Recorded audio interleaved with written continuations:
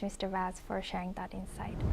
Now, moving on, Ukrainian President Volodymyr Zelensky is calling for more air defense support as Russian strikes level parts of Kyiv without heat in freezing conditions. Hundreds of residential buildings remain without heating for a second straight day after heavy Russian attacks on energy infrastructure. Zelensky says this winter has been the toughest yet, with Russia launching a massive wave of drones-guided bombs and missiles in just a week.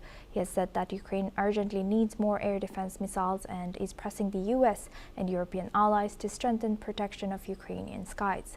Kyiv's mayor says more than 1,600 apartment buildings are currently without heating, and around 500,000 people have been forced to evacuate. Zelensky was speaking in Vilnius, where he has attended a ceremony marking a historic uprising against Tsarist Russia.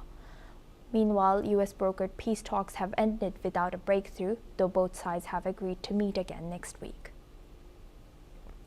Now, we welcome back Mr. Vaz from London. Thank you very much, Mr. Vaz. What more can you tell us about this?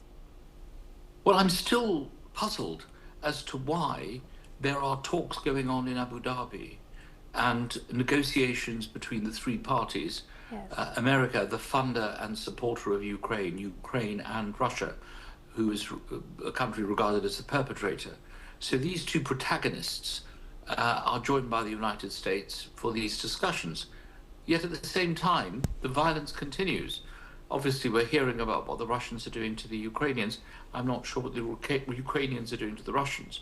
But this is a war, and the best way to ensure that there is some kind of legitimate action is peace action, is to stop, to have a ceasefire.